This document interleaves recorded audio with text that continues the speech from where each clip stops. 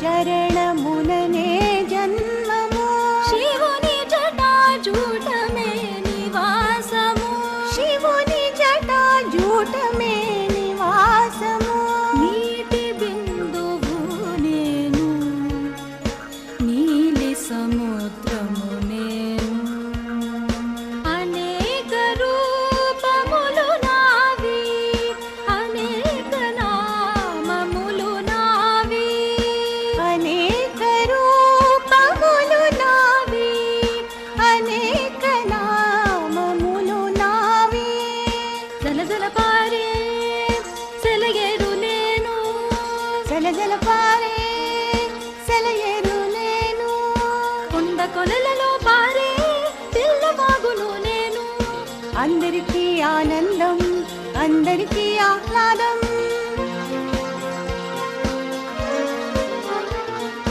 ప్రాణదానము చేయు పవిత్ర పానీయం నేను ప్రాణదానము చేయు పవిత్ర పానీయం నేను సాగిపోవుదు నేను సాగరము చేరా సాగిపోదు నేను సాగరము చేరా అది ఉనికి నాకు అది గమ్యము నాకు అది ఉనికి నాకు అది గమ్యము నాకు అది జన్మము నాకు ప్రాణమిచ్చి ప్రేమనిచ్చి ప్రాణికోటిని పవిత్రము చేయు ప్రాణమిచ్చి ప్రేమనిచ్చి ప్రాణికోటిని పవిత్రము చేయు పావన తీర్థము నేను పావన తీర్థము నేను పావన తీర్థము నేను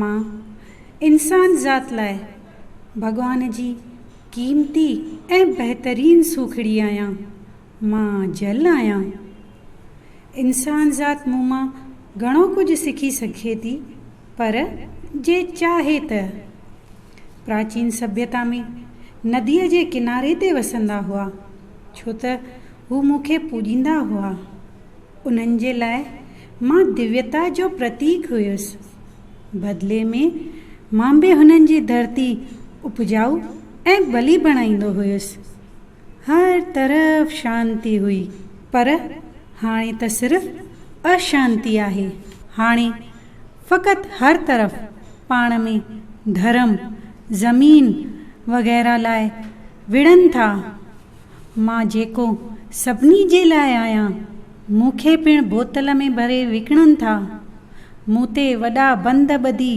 मुंहिंजी दिशा बदिलिनि था मां जेको सभिनी जो जीवन आहियां प्रार्थना खां सवाइ छा थो करे सघां हे परमात्मा हे वरुण देवता धरतीअ खे तव्हांजी ज़रूरत आहे मूंखे तव्हांजी ज़रूरत आहे हे मुंहिंजा मालिक दया पाले दर्शन ॾियो वरुणाय नमः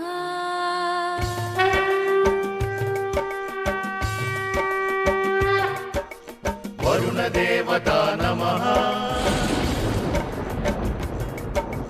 मित्र देवता नमः आप देवता नमः इष्ट देवता नमः ओम वरुणाय नमः ओम वरुणाय नमः ओम वरुणाय नमः। मुंहिंजा प्यारा आउं तुंहिंजे साम्हूं आहियां प्रभु मां परेशान आहियां इंसान धर्म जो रस्तो भुलिजी चुका आहिनि भाव सां लड़े थो उहे धर्म लाइ विड़नि था मूं लाइ बि विड़नि था आख़िर इंसाननि जो छा थींदो मां चिंतित आहियां तूं त आपा देवता जे नाले सां ॼाणियो वेंदो आहीं ऐं तूं ई चिंतित आहीं तोखे यादि आहे न जॾहिं माण्हू सिंधु सागर जे किनारे ते वेही मूंखे पुकारियो बाॾायो त छा थियो हा प्रभु मूंखे यादि आहे तव्हीं झूलेलाल जे रूप में आया हुआ सिंध जा संत जल जा देवता मां इहो कीअं भुलिजी वियुसि, मूंखे माफ़ कयो। झूलेलाल जी यादि ईंदे ई मूं में हिकु नई उमेद जागी आहे।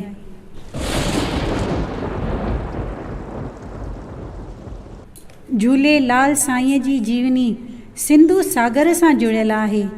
आगाटे वक़्त खां इहा नदी वहंदी आहे, इंडस, सिंधु।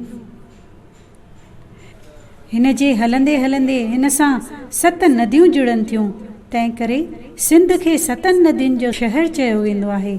सप्त सिंधु, जीअं संगीत जा 7 सुर। सप्त जीवन दुल संगमम, सप्त जीवन दुल संगमम, सिंधु सागरम, अज सिंधु सागरम। गमपदनि सप्त जीवन दुल संगमम, सिंधु सागरम।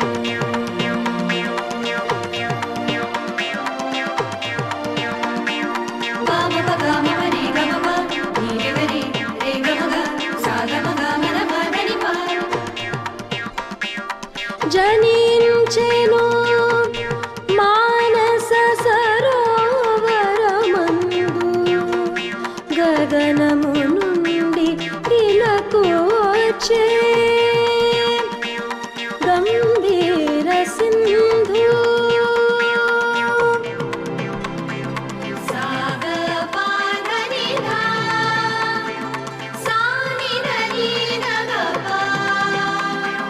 రాళ్ళని కరిగించి రాగమను రాగముందించే రవి రవి।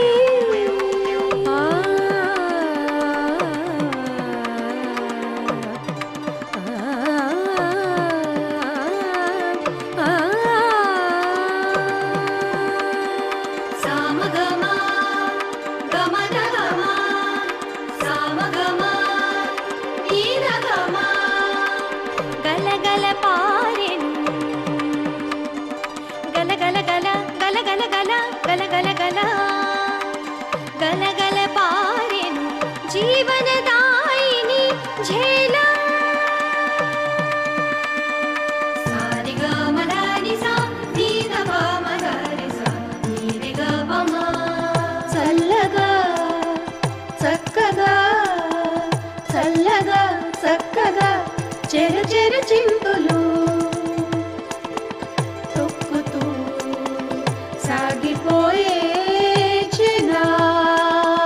చల్లగా చక్కగా చెరు చెరు చిందులు తొక్కుతూ సాగిపోయే చిన్నా। సాగరే మగా మగరి సని సాగరే మగా, సాగరే మగా మగరి సని సాగరే మగా। మనసున నలరించే మనసున నలరించే సర్షశ్యామలమై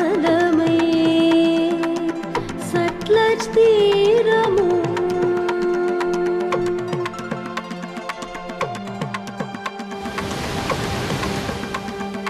దని దని సా మద మదని గమ గమద గమదని సా। ధరణిలో పుష్కలమైన ధాన్యమందించే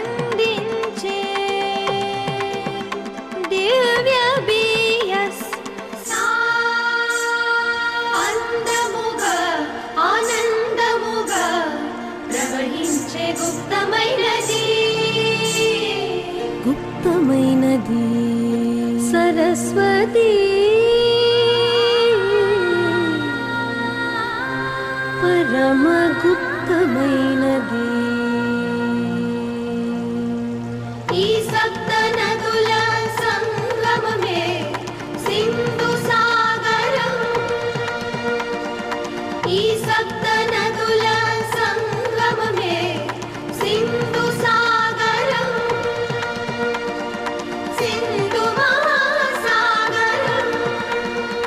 జనించెను, ఉద్భవించెను, ప్రకటించెను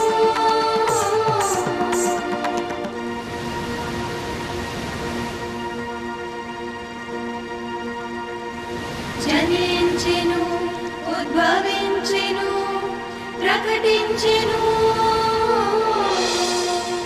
झूलेलाल झूलेलाल झूलेलाल झूलेलाल नदीअ जे किनारे खां परे हिकु इलाइक़ो हुयो थट, जंहिं ते मुग़ल बादशाह मिर्ख शाह राज कंदो हुयो। बादब बाबुलाइजा होशियार। बादशाह, असां तव्हांखे कुझु अर्ज़ु करणु चाहियूं था। इजाज़त आहे, चओ छा था चवणु चाहियो? धर्म ग्रंथ में चयल आहे त पंहिंजो धर्म इस्लाम फैलायो था त तव्हांखे जन्नत नसीब थींदी या मौत खां पोइ मुक्ति मिलंदी। पर थट ते त माण्हू इस्लाम धर्म मञींदा आहिनि न? हाँ बादशाह सलामत, बेशक, पर सिंधु नदीअ जे किनारे ते रहंदड़ न उन्हनि खे ज़मीनूं बि सुठियूं उपजाऊ आहिनि, पोख बि सुठी अथनि, पोइ छो न उन्हनि जो धर्म मटारायो वञे? धर्म मटाइण खां पोइ उहे तव्हांजे ताबे में अची वेंदा। पोइ तव्हां उन्हनि खां ढल बि वसूल करे सघंदा ऐं तव्हांजो शाही खज़ानो बि भरिजी वेंदो, हिक तीर सां ॿ निशान। ओ सचपच? वाह, तव्हीं सचपच मुंहिंजा शुभ चिंतक आहियो।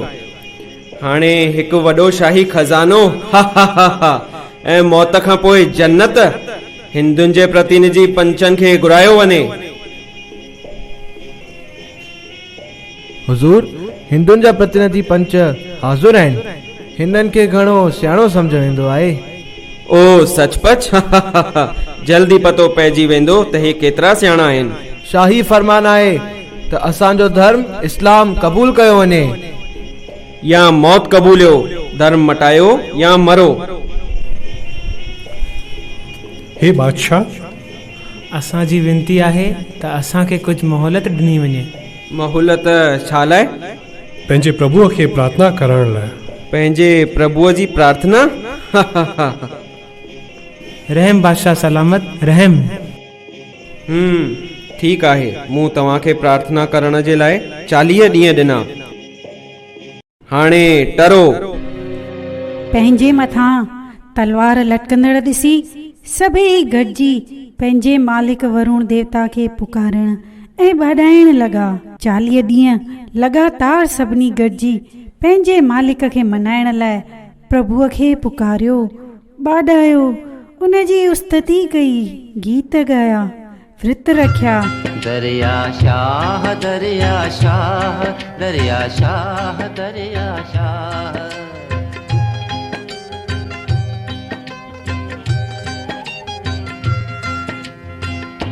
अड़न जो आसरो आहीं,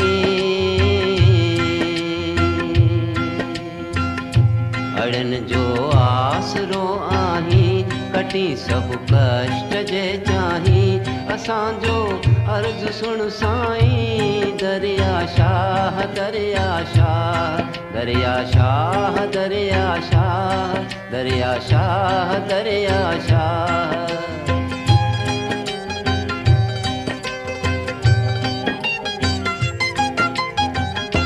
सजी संगत दुखी आहे, मया ऐं महर थी चाहे, मदद कर तूं मुसीबत में, अची सब सूर छॾ लाहे। दुखियन जी दाह तो ताईं, कटी सब कष्ट जे चाहीं, असांजो अर्ज़ सुन साईं। दरिया शाह दरिया शाह दरिया शाह दरिया शाह दरिया शाह दरिया शाह।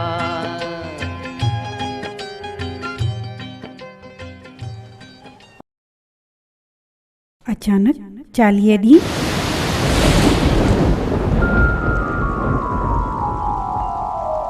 घबरायो न, मां तव्हांखे मिर्ख बादशाह जे ज़ुल्म खां बचाईंदुसि। मां नसरपुर जी माता देवकी ऐं रतन राय जे घर जनम वठी ईंदुसि ऐं ज़ालिमनि जे सुभाउ में फेरो आणींदुसि। वक़्तु गुज़रियो। चेटी चंड ॾींहुं चैत्रीअ जे चंड खां 2 तिथियूं सन 1007 अॼु खां 1000 साल पहिरीं वरुण देवता जे अवतार जनम वरितो। छा तव्हां ख़ुशख़बरी ॿुधी? हा, असांजे रक्षक जो जनम थियो आहे। इहो ॿुधी त मां अचरज में पइजी वियुसि त ॿार जीअं ई उबासी ॾियण लाइ पंहिंजो मुंहुं खोलियो त माता देवकीअ हुन जे मुख में अंदरि सिंधु नदी वहंदे ॾिठी। तूं ही छा पियो चईं? हा, न सिर्फ़ इहो पर हुन पले ते वेठल हिकु बुज़ुर्ग खे बि ॾिठो जंहिं ॿुधायोसि त हू वरुण देवता आहे ऐं देवकी वटि हुनजो पुटु बणिजी जनम वरितो आहे। हू सचपच असांजो रक्षक आहे। हा, प्रभुअ पंहिंजो वचन निभायो आहे। हिन जे कुंडलीअ में त हिन जा सितारा तमामु बुलंद आहिनि। ही संसार में घणी फेरफार आणींदो ऐं हिन जो नालो हमेशह तमामु ऊचो बि थींदो। हिन खे पूॼियो बि वेंदो। ही असांजो रक्षक आहे। असांजे पुट जो नालो केॾो न वणंदड़ आहे। उदयचंद, अंधकार में रोशनीअ जी किरण। ही त असांजो नंढड़ो उॾेरो लाल आहे। माण्हू हिन खे अमरलाल बि चवंदा। अरे ही छा? हे ॾिस, झूलो पाण ई थो झूले। या त खुदाईअ जी निशानी आहे। संसार में हिन खे झूलेलाल पिणु चवंदा।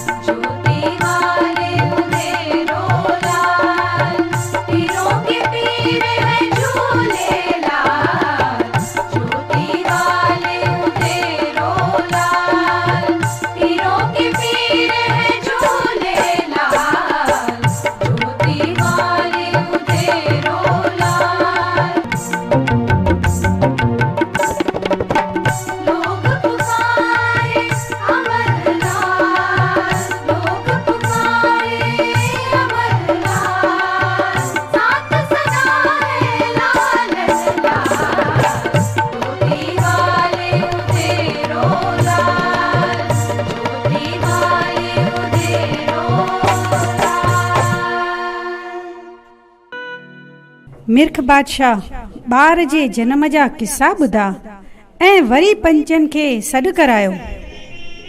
मूं ॿुधो आहे त तव्हांजे रक्षक जो जनम थी चुको आहे। जी बादशाह सलामत, हू जल जे देवता जो अवतार आहे। भगवान ऐं इंसान जे रूप में? नामुमकिन। हू अलौकिक शक्तियुनि जो मालिक आहे। छा तव्हीं बादशाह खे ॾकाइण था चाहियो? मां ॿारनि सां जंग न लड़ंदो आहियां। जेसी ताईं तव्हांजो रक्षक इस्लाम धर्म न क़बूलींदो मां इंतज़ारु कंदुसि।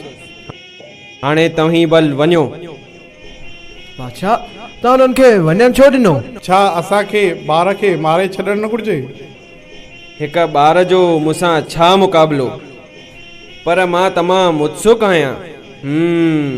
वज़ीर हीरो, नसरपुर वञ ऐं हुन ॿार जे बारे में मालूमात हासिल करे मूंखे जल्द बि जल्द ॿुधाए। जो हुकुम बादशाह सलामत। वज़ीर अहीरो नसरपुर पहुतो इन ॻाल्हि खां बेख़बर त हुनजो जीवन त बिल्कुलु ई बदिलजण वारो आहे। वज़ीर आहिरो, मूं नाचीज़ जे घर भली करे आया साईं। रतन राय, मूं तुंहिंजे पुट जा घणेई किस्सा ॿुधा आहिनि। मां हुन सां मिलण लाइ उत्सुक आहियां। हा हा, छो न, अचो अचो। ओह, अहिड़ी तिसलेदार तेज रोशनी मूंखे अंधो बणाए रही आहे। या अल्लाह, कहिड़ो न सुंदर बालक आहे।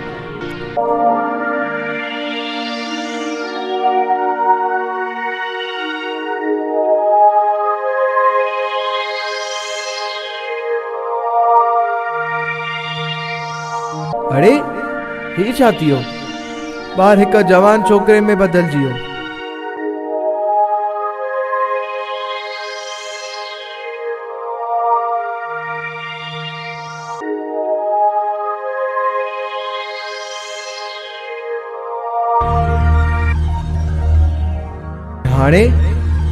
हाणे हिकु सफ़ेद ॾाड़ीअ वारो बुज़ुर्ग बणिजी वियो। छा ही हिकु सपनो आहे? न न, बिल्कुलु न, मां सुजाॻ आहियां। अरे, हाणे ही छोकिरे में बदिलजी वियो। ऐं हाणे छोकिरो गायब ऐं झूले में सिर्फ़ु हिकिड़ो ॿार तो झूले। या ख़ुदा, पंचनि जेको ॿुधायो सो बिल्कुलु सच आहे। ही त ईश्वरी अवतार आहे, अलौकिक शक्तियुनि जो भंडार। हे उॾेरालाल, तो ही सिंधुनि जा भॻवान आहियो, तो ही सिंधुअ जा भॻवान आहियो। रतनरा, सचपच तव्हांजो ॿार अलौकिक आहे। वक़्तु गुज़रंदो वियो। बालक हाणे हिकु छोकिरो बणिजी चुको हो। ईश्वरीय अवतार खे भी साधारण जीवन जीअणो पवंदो आहे, पर असाधारण गुणनि सां। उम्र में छोटे संत बड़े थे, नाम था झूलेलाल। उम्र में छोटे संत बड़े थे, नाम था झूलेलाल। ज्ञान सत्य का हो ही चुका था, उम्र थी 25 साल। ज्ञान सत्य का हो ही चुका था, उम्र थी 25 साल। बड़ा दयालु प्रेम भरा दिल, सबको प्यार दिया। बड़ा दयालु प्रेम भरा दिल, सबको प्यार दिया। अलख निरंजन शब्दों में से अपना परिचय दिया। अलख निरंजन शब्दों में से अपना परिचय दिया। उम्र में छोटे संत बड़े थे, नाम था झूलेलाल। ज्ञान सत्य का हो ही चुका था, उम्र थी 25 साल। सदगुरु गोरखनाथ ने बोला, तुम तो ज्ञानी हो, दीक्षा की क्या तुम्हें जरूरत, अंतर्यामी हो। झूलेलाल फिर बोले, मेरा जीवन मेरा संदेश, गुरु महानता को न भूले, लोग ये और ये देश। ज्ञानी हो, वीर हो, सबके स्वामी आप हो। ज्ञानी हो, वीर हो, सबके स्वामी आप हो। ज्ञानी हो, वीर हो, सब। बालक उॾेरोलाल पंहिंजूं करामतूं ॾेखारींदे दुखियुनि ऐं ज़रूरतमंदनि जी मदद कंदे कंदे वॾो थियण लॻो। नसरपुर जी व्यासियुनि खे इहा पक थी हुई त भॻवान ई उन्हनि जे रक्षा लाइ अवतार वठी आयो आहे। ऐं हिकु ॾींहुं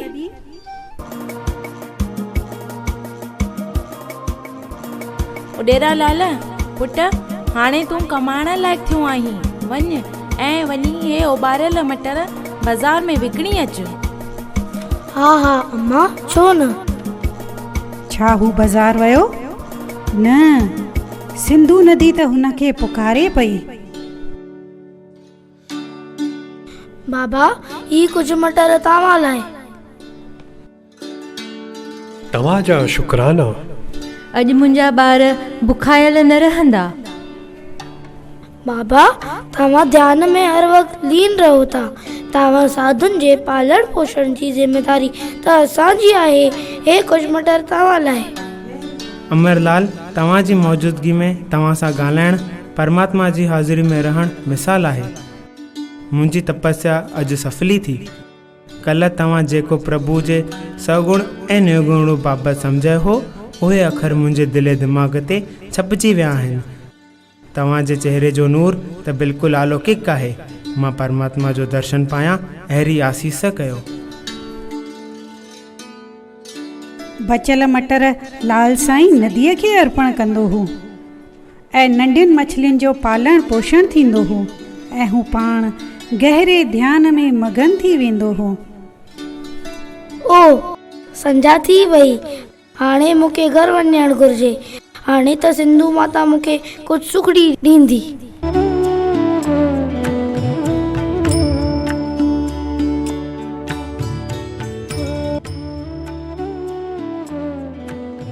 वाह, केतिरा न स्वादिष्ट चांवर आहिनि। पर इहे उॾेरे खे कंहिं ॾिना? इहो सिलसिलो लगातार केतिरा ई ॾींहं हलंदो रहियो। हिकु ॾींहुं रतन राय ऐं माता पुट जी पुठि वरिती ऐं सॼो नज़ारो पाण ॾिठो। हे भगवान, मुंहिंजो पुटु त सचपच ईश्वरी अवतार आहे। माया जे वस्ती मूंखे पंहिंजो पुटु पे सम्झो। अॼु जेका करामत मूंखे ॾेखारी आहे उन त मुंहिंजियूं अखियूं खोले छॾियूं। प्रभु, मूं अहिड़ा कहिड़ा सुठा कर्म कया हुआ जो तव्हां मूंखे इन लाइक़ु सम्झो। तव्हांजी कृपा पाए त मां धन्य थी वियुसि। आही महिरबान साईं मिलियो दस आहे। आही महिरबान साईं मिलियो दस आहे। आही महिरबान साईं मिलियो दस आहे। आही महिरबान साईं मिलियो दस आहे। तिंजी थोरी रहमत, ओ तिंजी थोरी रहमत, ओ तिंजी थोरी रहमत, तिंजी थोरी रहमत, वॾो वसो आहे, वॾो वसो आहे, ओ वॾो वसो आहे, ओ वॾो वसो आहे। आही महिरबान साईं मिलियो दस आहे।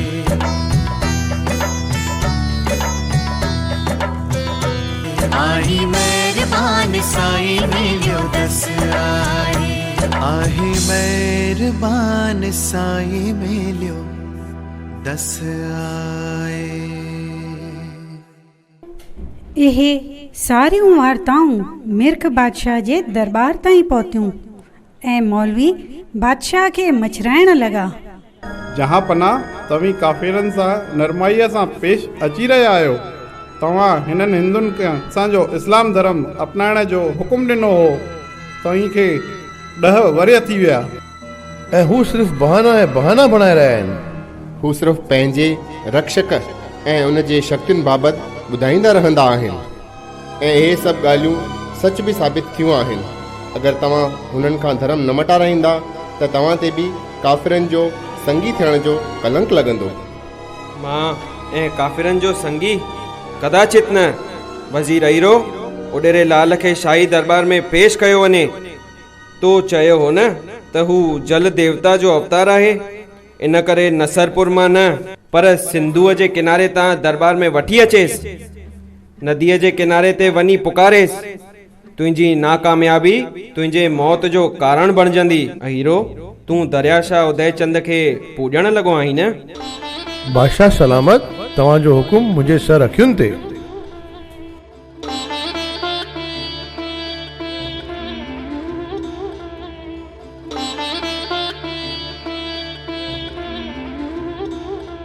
अहीरो नदीअ जे किनारे ते प्रार्थना करण लॻो।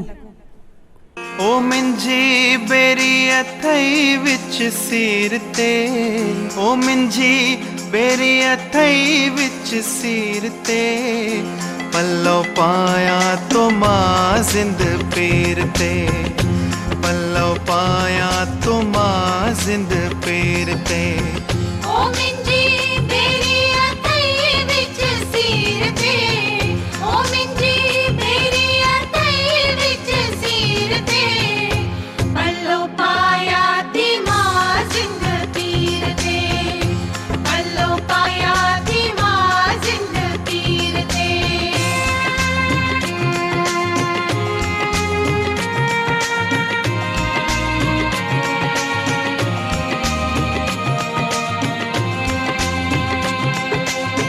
तू मुंहिंजो साईं, मां तुंहिंजो बानी, तू मुंहिंजो साईं, मां तुंहिंजी बानी, बेवाहन जो वसीलो तू आही, बेवाहन जो वसीलो तू आई।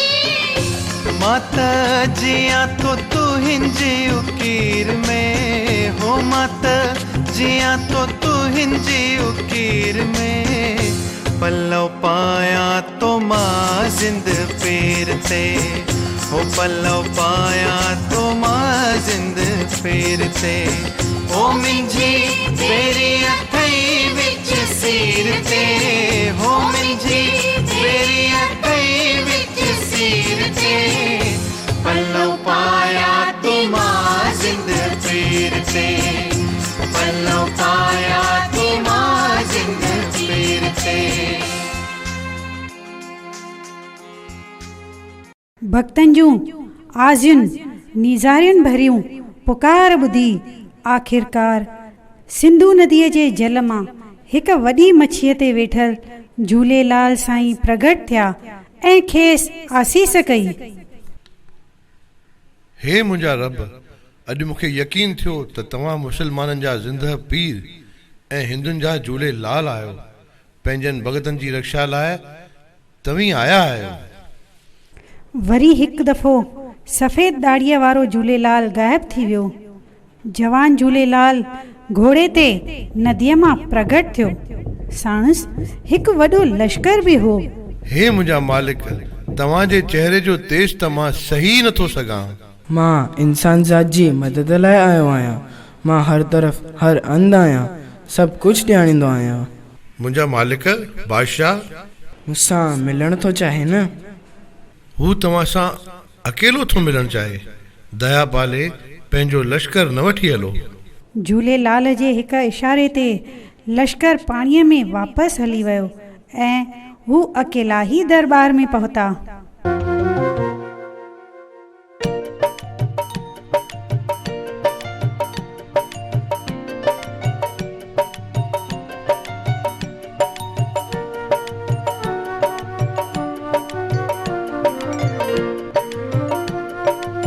आदाब जहां पना, लाल साईं उदयचंद पधारिया आहिनि। मिर्क बादशाह, तूं मूंसां मिलण थो चाहीं न? सो मां हाज़िर आहियां। आख़िरकार अची ई वएं। तूं त पाण हिकु नींगर लॻो पियो आहीं। तूं छा पंहिंजे पोइ लॻनि जी रहनुमाई कंदे? तोखे हिंदू धर्म जे क़ाइदनि नेमनि जी छा ॼाण हूंदी?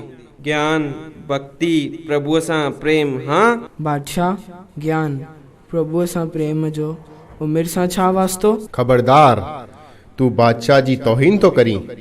तोखे कुछ ख़बर भी आहे त जनहित जे लाइ बादशाह केतिरा न वॾा ऐं सुठा कार्य कया आहिनि, जिन जी चर्चा दूर दूर ताईं आहे। असांजो बादशाह नाम्यारो आहे। पंहिंजो नालो ऊचो करण लाइ कयल कार्य न आहिनि। तुंहिंजे दिलि में बादशाह लाइ बिल्कुलु सन्मान न आहे। हिननि केतिरियूं ई रियासतूं जीतियूं आहिनि। बिल्कुलु पुठियां अनगिनत विधवाऊं ऐं अनाथ ॿार छॾे ॾिना आहिनि। न दया जो भाव, न माफ़ करण जी क्षमता, सिर्फ़ लालच। बादशाह, तूं हिकु ज़ालिम राजा आहीं। तूं मरण खां पोइ जन्नत जी चाहत तो रखीं? इहो बिल्कुलु नामुमकिन आहे। जेको पोखबो उहो ई त लुड़बो न। उपदेश बंदि कर। असांजो धर्म सभ खां ऊचो आहे। हे बादशाह, सॼी सृष्टि हिकु ई मालिक जी आहे। हिकु ई मक़सद लाइ अलॻि अलॻि धर्म बणाया विया आहिनि। जीअं पाणीअ जा जुदा जुदा नाला आहिनि, जल, नीर, आब, कुझु बि चओ, पर उहो तव्हांजी उन ई मिटाईंदो आहे न। साॻी ई रीति ही अलॻि अलॻि रस्ता हिकु ई मालिक ताईं पहुचण लाइ आहिनि। हर कंहिंखे धर्म चूंडण जी आज़ादी आहे। धर्म मटाइण लाइ ज़ोर न भरियो। धर्म त सिर्फ़ हिकिड़ो ई आहे, प्रेम जो धर्म। बादशाह सलामत, ही काफ़िर आहे। हिन खे गिरफ़्तार करे कैद खाने में उछलियोसि। या अल्लाह, असीं बुॾी वेंदासीं। मथे ॾिसो, महल खे बाहि लॻी वई आहे। असां सभु या त बुॾी वेंदासीं या त बाहि में सड़ी वेंदासीं। इहो सभु हिन उदयचंद जो कमाल आहे। ही हिकु जादूगर आहे। न न, बिल्कुलु न। ही त ईश्वरी आहे, अवतार आहे। बादशाह, अञा बि वहल न वई आहे। हिननि जी शरण में अचो ऐं पंहिंजनि माण्हुनि जी जान बचायो। अहीरो, तूं सच थो चईं? हे उदयचंद, हे लाल साईं, मुंहिंजी नासमझी ऐं बदसलूकीअ खे नज़रअंदाज़ कयो ऐं मूंखे माफ़ कयो। असांजी जान बख़्शियो। तव्हीं जीअं चवंदा मां तीअं कंदुसि। हे मालिक, असां ते दया कयो। बादशाह, उथ, मूं तोखे अॻे ई सम्झायो त मालिक हिकु ई आहे। तूं जंहिंखे अल्लाह तो चईं, हिंदू ईश्वर चवंदा आहिनि। सॼो संसार हुनजो ई उपायल आहे। हिंदू ऐं मुसलमान में भेद न कर। अगरि हू मालिक चाहे हा त हिंदू बि मुसलमान बणिजी पैदा थियनि, पर न, मालिक खे अनेकता में एकता पसंदि आहे। सॼी काइनात हुनजी ई उपायल आहे। हिन शरीर में मोह न रखो, छो त शरीर नासवंत आहे। जेको पैदा थियो आहे तंहिं खे मौत ॾिसणो ई आहे, चाहे राजा हुजे या फ़क़ीर। मुंहिंजो ध्यानु जल ऐं जोत जे स्वरूप में कयो।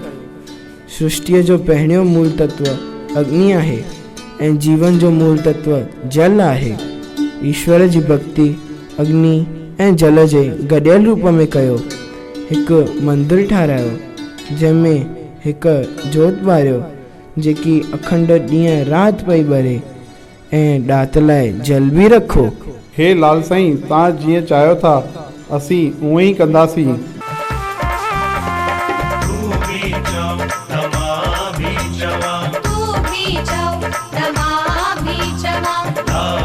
लाल झूलेलाल झूलेलाल, लाल लाल झूलेलाल झूलेलाल, झूलेलाल झूलेलाल झूलेलाल झूलेलाल, झूलेलाल झूलेलाल झूलेलाल झूलेलाल।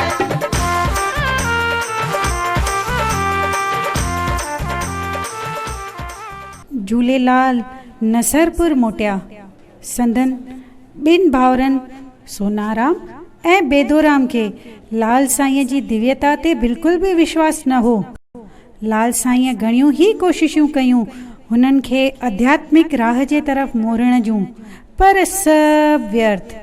आख़िरकार साईं जन पगड़ ॾे वरिया। पगड़, तूं पहिरियों ठाकुर थी मशहूरु थींदे। हुन जमात जो पुजारी जेके वरुण देवता में, जल जे देवता में पंहिंजो उकीदो रखनि था। मुंहिंजा मालिक, तव्हीं माण्हुनि जी रहनुमाई कयो था।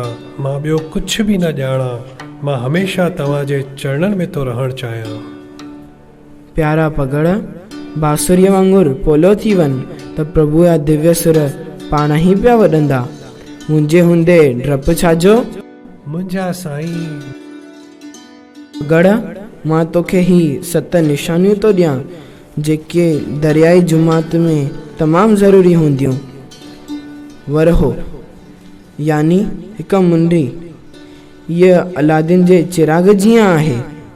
मुंडीअ खे पाए भक्तनि खे आसीस कंदे त हुननि जूं सभु मुरादियूं पूरी थींदियूं। ॾियो हमेशह अखंड जोत ॿारज, इहो अज्ञान जो अंधेरो मिटाईंदी।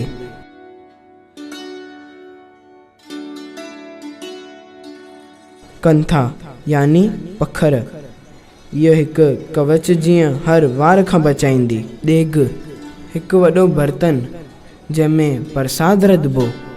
पगड़, इहा अक्षय पात्र जीअं रहंदो, चाहे केतिरा बि माण्हू हिन मां पेट भरे करे खाइनि, पर इहो हमेशह अणखुट रहंदो। तेग यानी तलवार, जेका न सिर्फ़ु ॿाहिरियुनि शत्रुनि सां लड़ण जी कमी ईंदी, बल्कि हमेशह अंदरनि शत्रुनि सां लड़ण जी बि यादि ॾियारींदी। ढोलक, इहा हमेशह भॻवान शिव जे डमरूअ जी यादि ॾियारींदी। जेको बि हिन जो आवाज़ु ॿुधंदो हुन जा पाप कर्म नष्ट थींदा। इहो अनहदनाद जो स्वर आहे, ओमकार जो स्वर। तिरुमूली जहिड़ी 3 मुंहनि वारो पात्र राति लाइ, अमृत जीअं मिठो, गंगा जीअं पवित्र ऐं अणखुट।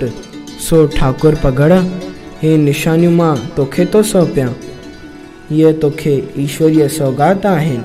हिननि जो इस्तेमालु इंसाननि जी भले लाइ कजे। झूलेलाल साईं पंहिंजे भाउरनि में बि फेरो आंदो ऐं खेनि आसीस कंदे चयो, जे पगड़ जीअं सच जी राह अपनाईंदा त तव्हांखे बि मान सम्मान हासिल थींदो। ठाकुर पगड़ जी भक्तीअ ते प्रसन्न थी झूलेलाल खेसि दिव्य दर्शन ते ॾियणु चाहियो ऐं हिकु ॾींहुं हे लाल साईं, मूंखे हिन विशाल सिंधु नदीअ जे किनारे ते छो आंदो अथव? पगड़ मुंहिंजी पुठ वठ। झूलेलाल झूलेलाल झूलेलाल झूलेलाल झूलेलाल झूलेलाल झूलेलाल झूलेलाल तुझ पर लाखों सलाम हो, तुझ पर लाखों सलाम। झूलेलाल झूलेलाल झूलेलाल झूलेलाल। ॿई दरिया जे अंदरि गिड़िया। पगड़ पंहिंजे अटूट विश्वास ऐं बिना कंहिं डप जे लाल साईं जी पुठ वरिती। जल्द ई ॿई दरिया में अंदरि वञी पहुता, ज़िंद पीर वटि वञी पहुता। वाह, केतिरो न सुंदर दृश्य आहे। हीअं पियो लॻे कि हे प्रभुअ जो धाम आहे। पगड़ मूंसां अचु। हे जोत मां कहिड़ी न तिजलेदार रोशनी निकिरी रही आहे। इहो तेज मां बिल्कुलु सही नथो सघां। लाल साईं पंहिंजे पवित्र हथनि सां पगड़ जे अखियुनि खे छूहनि था। पगड़ मूं तोखे दिव्य दृष्टि प्रदान कई आहे, हाणे हुन जोत ॾिनी हार। लाल साईं, साम्हूं तख़्त ते तव्हां हिकु बुज़ुर्ग जे रूप में विराजमान आहियो। तव्हां जे साम्हूं जेका जोत ॿरी रही आहे उन मां निकिरंदड़ रोशनीअ जे घेरे में सॼो ब्रह्मांड समाइजी वियो आहे। ओ देवादिदेव, ओ उदयचंद, अॼु मूंखे तव्हांजे अलौकिक शक्तियुनि जो हिकु नमूनो महसूसु करण जो सौभाग्य नसीब थियो आहे। तव्हां सगुण आहियो, तव्हीं निर्गुण बि आहियो। तव्हांजी कृपा सां अॼु तव्हांजे सिख्याउनि जो मतिलबु बि सम्झ में आयो आहे। ऐं इहो आज़मूदो तोखे मूंसां हिकु कंदो। तूं मूं में आहीं ऐं मां तो में, तूं ऐं मां हिकु आहियूं। तू है खुदा, तू मेरे रब, तू है खुदा, तू मेरे रब, तू ही झूले लाल लाल लाल झूले लाल झूले लाल झूले लाल झूले लाल। तू है खुदा, तू मेरे रब, तू है खुदा, तू मेरे रब, तू ही झूले लाल लाल लाल झूले लाल झूले लाल झूले लाल झूले लाल।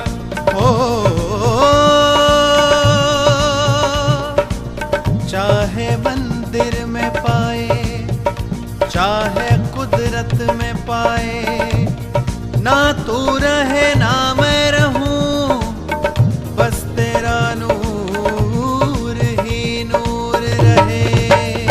झूले लाल झूले लाल झूले लाल झूले लाल। तू है खारज, तू है दाखिल, तू जाहिर है, तू है बातिन। हर जा तेरा जलवा, हर जा तेरा जलवा, हो हर जा तेरा अफसाना। झूले लाल झूले लाल झूले लाल झूले लाल झूले लाल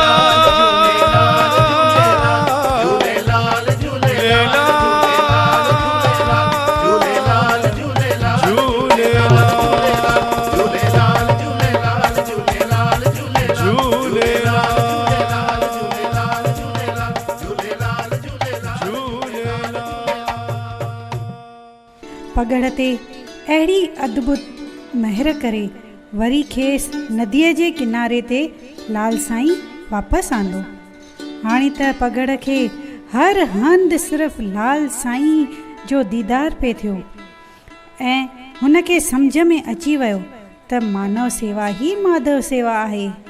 हाणे पंहिंजे साईंअ जी इच्छा अनुसार हिन लाल साईं जा मंदर जोड़ाइण ऐं उन्हनि जूं सिख्याऊं ऐं उपदेश हर तरफ़ फैलाइण जो कार्य जारी रखियो। 13 सालनि जी नंढी उमिरि में लाल साईं जंहिं कार्य लाइ आया हुआ उहो पूरो थियो हो। लाल साईं जे प्रेम में माण्हुनि जे सोच में घणे ई बदिलाव आया हुआ। उन्हनि में एकता ऐं प्रेम वधियो, हर तरफ़ शांती हुई। ऐं हिकु ॾींहुं साईं, असां हिन झंझण ॻोठ में छो आया आहियूं? थोरो सबुरु कर, तोखे जल्द ख़बर पइजी वेंदे। मूंखे हुन माण्हू सां ॻाल्हाइण ॾे। तव्हीं केरु आहियो ऐं तव्हांखे छा खपे? चाही ज़मीन जो टुकुर ऐं खूह तव्हांजो आहे? हा, मां ई हिननि जो मालिक आहियां। छा तव्हां ही असांखे विकिणींदा? तव्हांखे इहा ज़मीन सचपच ख़रीद करणी आहे? तव्हीं मज़ाक त नथा कयो? न मड़, मां सच थो चवां। छा तव्हां वटि रक़म आहे? रक़म? हा बिल्कुलु, हिते खोटियो। हेतिरो सोन, माणिक, पैसा, तव्हीं केरु आहियो? ही नसरपुर जा लाल साईं आहिनि। ओ झूलेलाल, असांजी बेअदबीअ लाइ असांखे मुआफ़ कयो।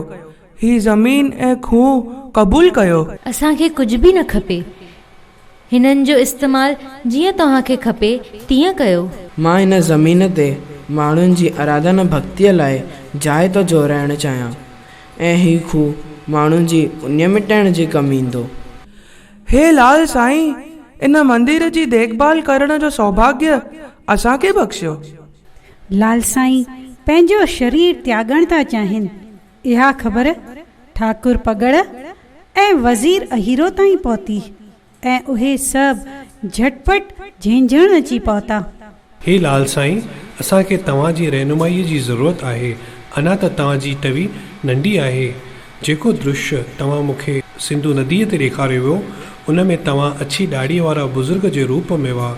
माता देवकीअ बि तव्हांजो रूप हिकु बुज़ुर्ग जियां ई ॾिठो हो। असां इहो सम्झो त तव्हां उन उमिरि ताईं असांजो मार्ग दर्शन कंदा रहंदा। पोइ अचानक इहो फ़ैसिलो तव्हां कीअं वरितो साईं? मुंहिंजा साईं, असांखां इहो विछोड़ो सठो न वेंदो। जंहिं बुज़ुर्ग जो तव्हां दर्शन पातो हो, उहो बेशक मां ई हुयुसि। इहो मुंहिंजनि अनेक रूपनि मां हिकु रूप हो। मां सिंधु सागर जो जल देवता आहियां। हर वक़्तु तव्हां जूं इच्छाऊं पूरन करण लाइ तत्पर। ईंदड़ वक़्त में संसार में मुंहिंजो इहो रूप ई पूॼियो वेंदो। मूंखे पंहिंजे मक़सद लाइ माण्हुनि में एकता स्थापित करण लाइ वरी ॿिया अवतार पिणु वठणा पवंदा। अहिरो, तूं त सम्झी थो न, मां तोखे सम्झायो हो त मुंहिंजे रूप सां मोह न रख। मां माण्हुनि जा दुख ऐं परेशानियूं मिटाइण लाइ अवतार न वरितो आहे। उहे त मुंहिंजे मक़सद पूरे करण जी राह में पाण ई दूर थी वेंदा आहिनि। मुंहिंजो मक़सद त धर्म जी स्थापना करणु आहे। जोत जियां बणिजो, अंधकार खे मिटाईंदड़, जल जियां बणिजो, प्रेम वसाईंदड़। ज़रूरत वक़्तु जॾहिं बि मूंखे पुकारींदा, मां हलियो ईंदुसि।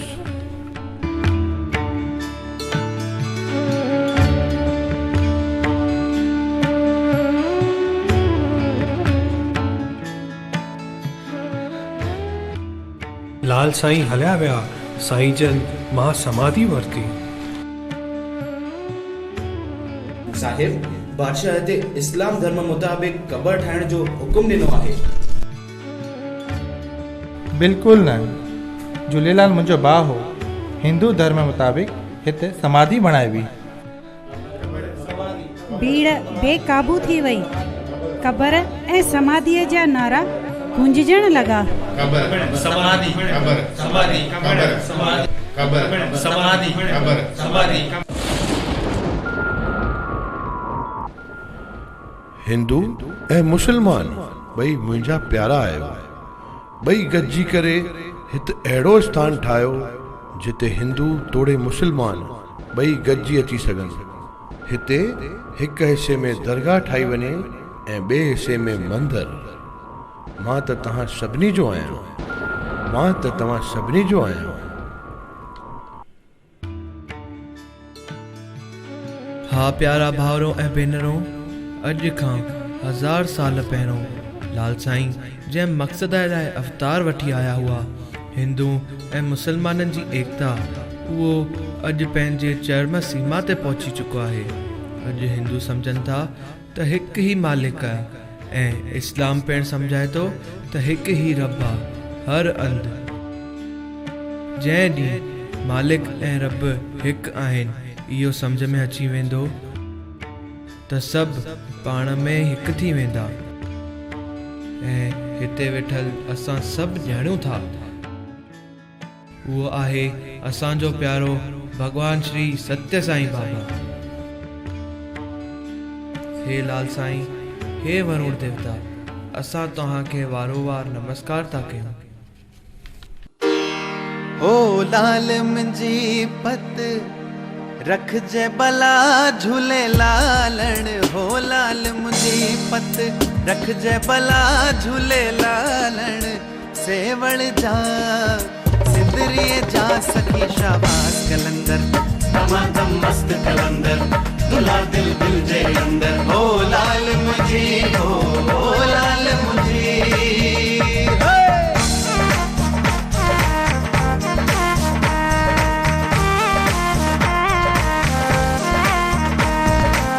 चार चिराग तुंजा बरन हमेशा। चार चिराग तुंजा बरन हमेशा। हो चार चिराग तुंजा बरन हमेशा। हो चार चिराग तुंजा बरन हमेशा। पंजों मां बारण आया भला झूले लालण। हो पंजों मां बारण आया भला झूले लालण। सेवण जा सिंदरीअ जा सखी शाबाश कलंदर।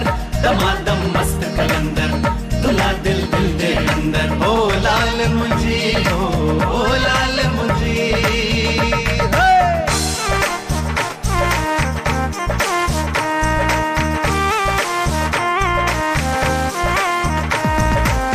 पीरन जा पीर मुंहिंजा मीर चसीर में। पीरन जा पीर मुंहिंजा मीर चसीर में। पीरन जा पीर मुंहिंजा मीर चसीर में। पीरन जा पीर मुंहिंजा मीर चसीर में। नाले अलख जे भेरो पार लगाई झूले लालण। हो नाले अलख जे भेरो पार लगाई झूले लालण। हो सेवण जा सिंदरीअ जा सखी शाबाश कलंदर। दमादम मस्त कलंदर दुल्हा दिल दिल के अंदर। दमादम मस्त कलंदर मस्त दुल्हा दिल दिल के अंदर। दमादम मस्त कलंदर मस्त दुल्हा दिल दिल के अंदर। दमादम मस्त कलंदर मस्त दुल्हा दिल दिल के अंदर। दमादम मस्त कलंदर मस्त दुल्हा दिल दिल के अंदर। ओ लाल मुंहिंजी पत रख जे भला झूले लालण। हो लाल मुंहिंजी।